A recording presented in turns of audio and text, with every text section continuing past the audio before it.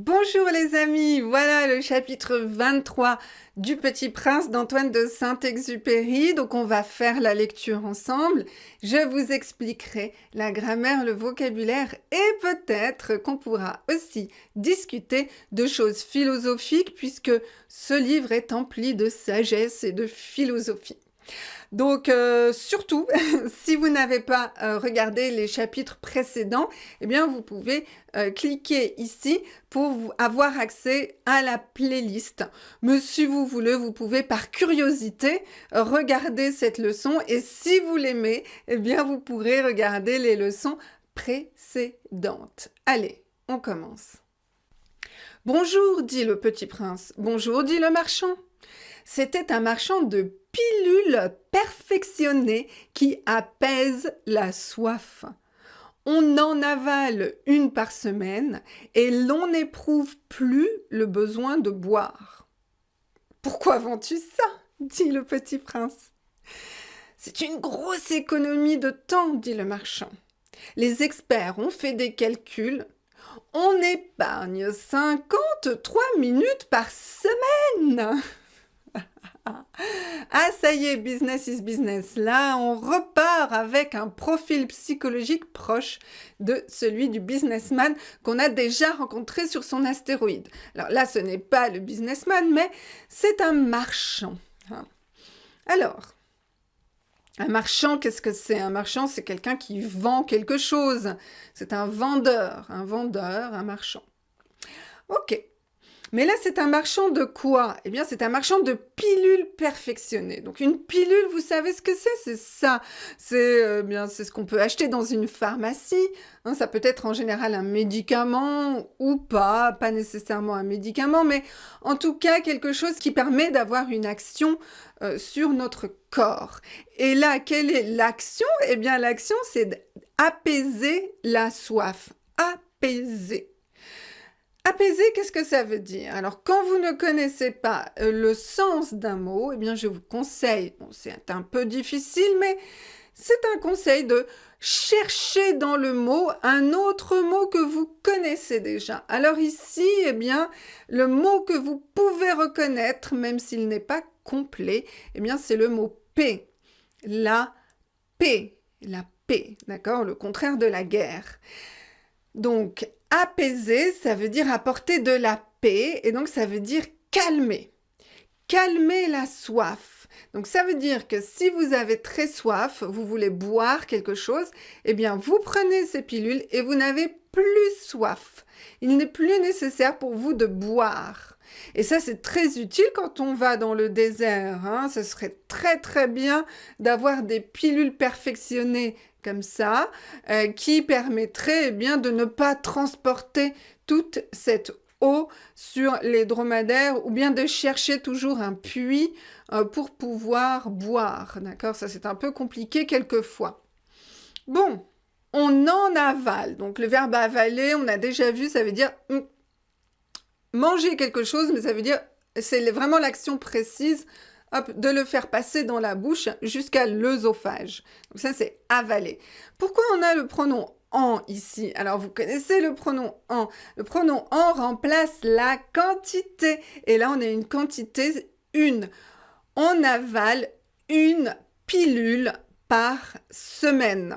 Voilà. Donc, on ne va pas répéter pilule, donc on va utiliser en, mais on doit quand même préciser la quantité, c'est très important, parce qu'on doit savoir si on doit en avaler une, en avaler deux, en avaler trois. Donc, quand vous avez le pronom en, eh bien, c'est bien de préciser la quantité après pour garder toutes les informations nécessaires pour comprendre la situation et la phrase. Ok, donc une par semaine, donc mémorisez la préposition par, d'accord? Par semaine. On va pas dire une chaque semaine. Oui, peut-être chaque semaine, mais en général, on va dire une par semaine. Et l'on n'éprouve plus le besoin de boire. Donc là, on a le petit L. Pourquoi? Eh bien, c'est pas nécessaire, en fait. Quand on parle rapidement à l'oral, on dit « et on n'éprouve plus ». Ça, c'est le langage familier ou le langage standard. Le L, c'est plus formel et ça permet aussi eh bien, de mettre une consonne entre les deux voyelles parce que et on, c'est un petit peu difficile à prononcer peut-être pour vous. Donc le L permet de faire une sorte de liaison en fait, voilà. Mais faites attention, c'est un peu formel, donc c'est pas très naturel, hein, d'accord? Si vous parlez avec des amis, c'est peut-être mieux de dire et on n'éprouve plus le besoin de boire. Ok. Éprouver, ressentir, éprouver. On peut éprouver une émotion, on peut éprouver une sensation. Et ici, eh bien, on va éprouver une sensation, la sensation de soif. On a aussi la sensation de faim, mais ça, c'est pas une pilule contre la faim, c'est une pilule contre la soif. C'est déjà pas mal. Donc, on n'éprouve plus le besoin de boire. Comment dire ça de façon plus simple pour vous? Eh bien, c'est on n'a plus besoin de boire. On n'a plus besoin de boire. Voilà, c'est une autre façon plus simple. Vous savez, je vous dis toujours, quand vous apprenez une langue, simplifiez la façon dont vous parlez, d'accord? Surtout quand vous commencez à parler, il faut vraiment utiliser un vocabulaire très simple. Donc, vous pouvez comprendre ça, mais cette phrase est un petit peu sophistiquée pour vous. Si vous voulez parler, utilisez plutôt cette phrase-là. Ok? Il y a toujours une différence entre la compréhension et l'expression, d'accord? Notre compréhension est toujours bien meilleure, souvent meilleure que la production, d'accord? Et ça, c'est normal, c'est comme ça pour presque tout le monde, d'accord? Donc, voilà. Donc, le français que vous parlez sera plus simple que le français que vous comprenez. Et ça, c'est normal, ok? Pourquoi vends-tu ça? Dit le petit prince. Pourquoi est-ce que tu vends ça? Dit le petit prince. C'est une grosse économie. Alors on dit une grosse, on dit pas une grande économie, on dit une grosse. Alors mémorisez ça. Une économie, qu'est-ce que c'est une économie? Eh bien c'est quand, vous... C'est le contraire de économiser, le verbe économiser. Le contraire, c'est dépenser. Donc, économiser de l'argent, c'est quand on garde de l'argent chaque mois. Et dépenser, eh bien, vous comprenez, hein, c'est quand on l'utilise. D'accord? Donc, une économie, ça veut dire qu'on garde quelque chose. Donc là, qu'est-ce qu'on va économiser? Qu'est-ce qu'on va garder? Eh bien, on va garder du temps. On va économiser du temps. Donc, on va gagner du temps. C'est du temps qu'on ne va pas dépenser. On ne va pas utiliser ce temps. Oh, c'est super. Et combien de temps on va économiser, disent les experts? Eh bien, les experts, hein, ils ont fait des calculs et on va économiser, épargner. C'est des synonymes, mais voilà, on ne veut pas répéter les mêmes verbes. Donc là, on a deux verbes intéressants. Économiser, bon là, c'est pas le verbe, c'est le nom, une économie. Mais je vous ai donné le verbe économiser. Épargner 53 minutes par semaine. Waouh, c'est beaucoup 53 minutes? Oui, c'est pas beaucoup, hein. Qu'est-ce que vous feriez, vous, si vous pouviez économiser 53 minutes? Est-ce que vous pourriez faire quelque chose? Oui, bon, 53 minutes, c'est presque une heure. Donc, en une heure, eh bien, on peut faire des choses. Et le petit prince, qu'est-ce qu'il ferait avec ces 53 minutes? On va voir ça. Et que fait-on de ces 53 minutes? Question logique du petit prince. Toujours comme d'habitude, le petit prince, il dit bonjour et ensuite il pose des questions pour comprendre le monde. On en fait ce que l'on veut. Donc encore le L qui n'est pas nécessaire, c'est un L formel, un L qui permet de connecter les deux mots, mais vous pouvez dire on en fait ce qu'on veut ou ce que l'on veut.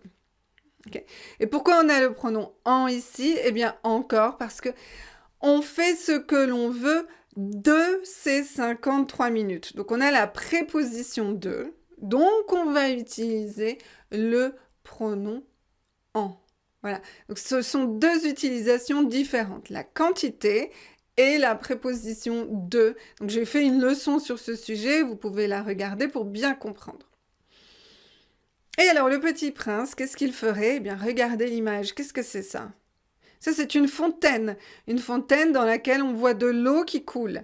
Eh bien, moi, se dit le Petit Prince, si j'avais 53 minutes à dépenser, le contraire d'épargner, le contraire d'économiser, je marcherais tout doucement. Donc là, on voit que c'est une hypothèse.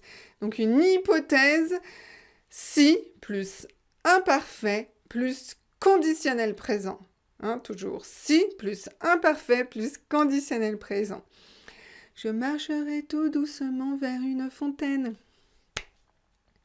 Et là, on retrouve encore cette logique illogique, c'est-à-dire qu'on économise du temps. En fait, on prend une pilule pour ne pas avoir soif, pour ne pas boire, pour économiser du temps, pour aller vers une fontaine pour boire. Donc finalement, on n'a pas économisé de temps, et puis finalement, on tourne en rond dans un raisonnement qui n'est pas logique. Donc là, le Petit Prince, il veut nous expliquer que quand on crée quelque chose, quand on fabrique quelque chose, ça peut être une pilule ou ça peut être un produit industriel, eh bien souvent on ne se pose pas vraiment la question de est-ce que c'est vraiment utile? Est-ce que c'est vraiment nécessaire? Non. Ce qu'on veut en général, c'est créer un besoin, d'accord? Ce n'est pas répondre à un besoin, c'est créer un besoin. Donc la pilule, elle crée un besoin, mais est-ce que vraiment c'est quelque chose d'utile et de nécessaire? Eh bien non. Et là, avec ce raisonnement absurde, eh bien le Petit Prince nous montre qu'en fait, eh bien nos créations sont souvent inutiles et superficielle et même ridicule. Donc peut-être qu'on pourrait réfléchir et se dire que on pourrait prendre un peu plus de temps pour réfléchir à l'objectif des choses qu'on crée ou qu'on fait, pour voir si vraiment profondément, eh bien, ça va apporter quelque chose aux êtres humains et à la planète. Vraiment, quelle est la finalité profonde, la finalité ultime de nos actions. Voilà les amis, j'espère que ce chapitre vous aura intéressé et vous aura fait réfléchir. Vous pouvez partager avec moi vos réflexions dans les commentaires sous la vidéo. Et puis aussi, n'oubliez pas, si vous n'êtes pas encore abonné, eh bien abonnez-vous à ma chaîne pour avoir les notifications. Hop, activez la clochette, comme ça vous saurez quand je publie une autre leçon. Ça peut être une lecture, ça peut être de la grammaire, ça peut être du vocabulaire, plein d'autres choses. Voilà, donc, et puis là, je vous mets d'autres vidéos comme d'habitude et je vous souhaite une excellente journée ou soirée ou nuit.